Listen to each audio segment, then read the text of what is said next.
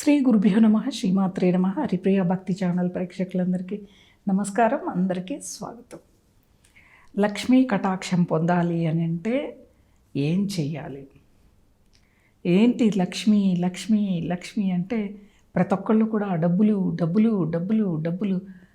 1000 రూపాయలు వచ్చేవాడు 10,000 కావాలంటాడు, 10,000 వచ్చేవాడు 1,00,000 కావాలంటాడు, 1,00,000 వచ్చేవాళ్ళు 2,00,000 అంటాడు, 10 లక్షలు వచ్చేవాడు 1,00,00,000 అంటాడు, 1,00,00,000 వచ్చేవాడు 10 కోట్లు అంటాడు. ఇలా వస్తూ ఉంటే మనకు ఆశలు పెరిగిపోతూ ఉంటాయి. కానీ కొంతమందికి అయితే పాపం సంపాదిస్తున్న పనికి వెళ్తే అక్కడ పని నుంచి తీసేయటం, ఆ పనితోనే వీళ్ళకి జీవనం కొనసాగుతుంది. అంటే ఏ విధంగా ఎలా తినడానికి కూడా ఎలా వస్తుంది అంటే లక్ష్మీదేవి యొక్క కటాక్షం ఉంటేనే మనకి ఇవి వస్తాయి. మరి అది మనం చేస్తున్న ఉద్యోగం కూడా వెళ్ళిపోతుంది, చేతిలో డబ్బులు నిలవదు. చాలామందికి చేతిలో వచ్చిన డబ్బు నిలవరు అసలు.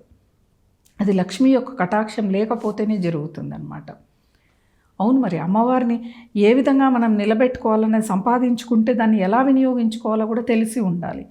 కొంతమందికి ఇలా జీతం పడిపోగానే వెంబడే 15, 16 తారీఖులలో మొత్తం ఖర్చు అయిపోయి ఉంటుంది, ఏమీ ఉండదు. ఏమన్నా అడిగితే మా దగ్గర డబ్బులు లేవు, మేము ఇంకా ఇంకా ఇంకా సంపాదించాలి, ఇంకొక ఉద్యోగం చేయాలి, లేకపోతే ఇంకో వ్యాపారం చేయాలి, లేకపోతే వర్క్ ఫ్రమ్ హోమ్ ఏదైనా ఇంట్లో ఉండి చేసేది ఉందని చెప్పి అంటూ ఉంటారు.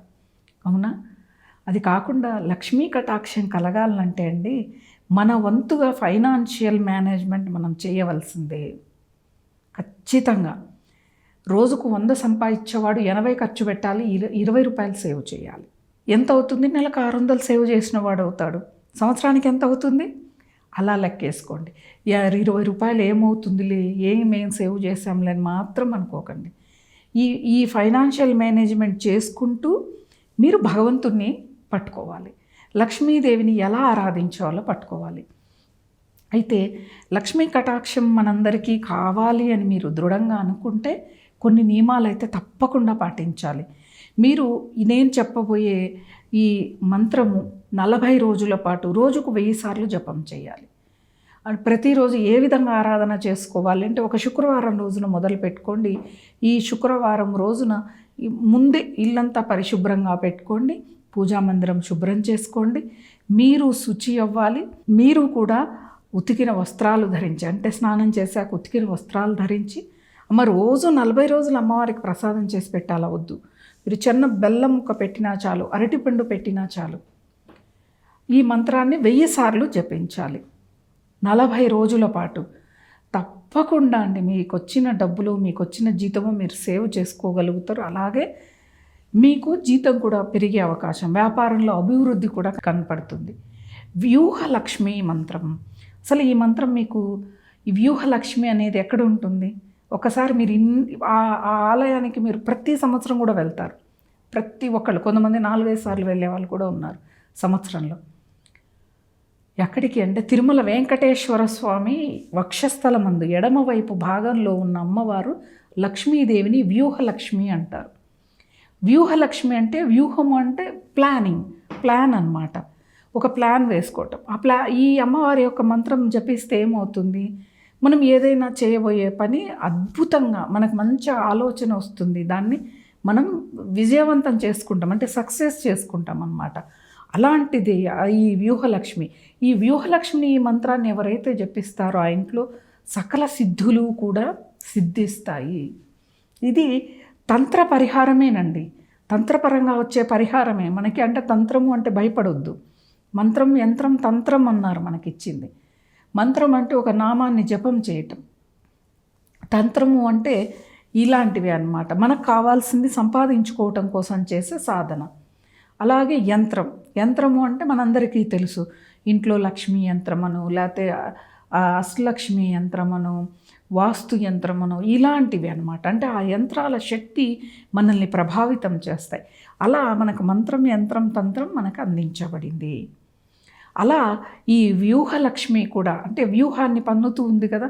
ఇప్పుడు మనము ఎక్కడో మనకి కావాల్సిన సరుకులు ఏవో తక్కువగా ఉన్నాయంటే మనకు తెలియాలి అంటే ఎలా తెలుస్తుంది అంటే, ఆ తెలుసుకునే తత్వమే మనకు అందిస్తుంది అమ్మవారు అన్నమాట.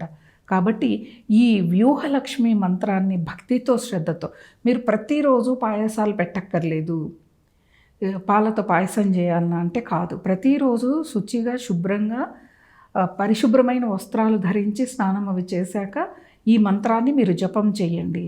ఉదయం వీలవుతుందా సాయంత్రం వీలవుతుందా మీకే తెలుస్తుంది. మొదటి రోజు ఉదయం చేస్తే 40 రోజులు ఉదయమే చేయాలి. సాయంత్రం రోజు సాయంత్రం పూట మొదలు పెడితే సాయంత్రం పూట చేస్తూ రావాలన్నమాట. అంటే ఒక నియమాన్ని మాత్రం మీరు చేపట్టాలి. నియమము అంటే ఒక పద్ధతి, క్రమశిక్షణ. ఏ సమయంలో చేస్తే ఆ సమయంలోనే చేయాలి. ఎందుకంటే మీరు చేసిన సమయం మొదటి రోజు అమ్మవారు రావచ్చు, మరుసటి రోజు మీరు సాయంత్రం చేస్తే అమ్మవారు ఉదయం వచ్చి మీరు చేయట్లేదులేవి అని వెళ్ళిపోవచ్చు. ఇలాంటివి చాలా కూడా ఉంటాయి. కాబట్టి ఈ వ్యూహలక్ష్మి మంత్రం మీకు స్క్రీన్ మీద వస్తుంది. ఆ స్క్రీన్ మీద మీరు స్క్రీన్ షాట్ తీసుకుంటారా, వీడియోని సేవ్ చేసుకుంటారా, ఇది మీకు సంబంధించింది. ఇంకొకటి, మీకు తెలిసిన వాళ్ళు ఎవరైనా ఆర్థికంగా ఇబ్బంది పడుతూ ఉంటే వాళ్ళందరికీ లక్ష్మి స్థిరంగా ఉండాలి అంటే ఈ వీడియోని బాగా షేర్ చేయండి. షేర్ చేశారనుకో 10 మంది మీ వల్ల బాగుపడతారు. మీరు చేసేది ఏమీ లేదు, షేర్ చేయటం ఒక్కటే చేస్తారనమాట. అలా ఈ వ్యూహలక్ష్మి మంత్రం స్క్రీన్ మీద ప్లే అవుతుంది, నేను కూడా చెప్తాను.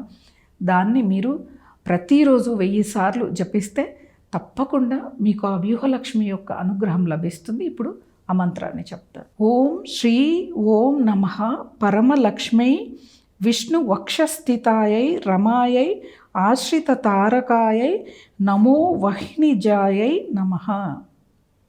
ఈ మంత్రాన్ని మీరు రోజుకు అంటే ఒకరోజు మీరు జపిస్తే రెండో రోజు మీకు స్క్రీను పేపర్ ఏం అవసరం లేదండి, మీకు నోటికి వచ్చేస్తుంది ఆ మంత్రం, సులభం అవుతుంది. మొదటి రోజు 1 గంట పట్టొచ్చు, మరుసటి రోజు అరగంటకే అయిపోతుంది మీకు ఈ జపం అన్నమాట. కాబట్టి అయితే జపం తప్పకుండా 40 రోజులు చేయాలా, మహిళలు అయితే నెలసరి అడ్డొస్తుంది కదా అన్న సందేహం మీ అందరికీ ఉంటుంది. నిజం, నెలసరి వచ్చినప్పుడు ఆ 5 రోజులు వదిలిపెట్టి మీరు మొత్తం 40 రోజులు కౌంట్ చేసుకోండి. ఏ రోజులు చేస్తాం, ఇప్పుడు శుభకార్యాలు ఉంటాయి, వేరే ఊరు వెళ్ళాల్సి వస్తుంది, అక్కడ వీలు పడదు, లేకపోతే ఇంట్లో పిల్లలు అమ్మాయిలు ఉంటే నెలసరిలు వస్తాయి, అడ్డం వస్తుంది, లేకపోతే ఏదైనా సూతకం లాంటిది రావచ్చు, అప్పుడు అడ్డు వస్తుంది. మొత్తం కూడా వీటినన్నిటినీ దాటుకుంటూ మీరు 40 రోజులు పూర్తి చేయండి. ఆ వ్యూహలక్ష్మి యొక్క అనుగ్రహం మీ అందరి మీద ఉండాలని కోరుకుంటూ స్వస్తి.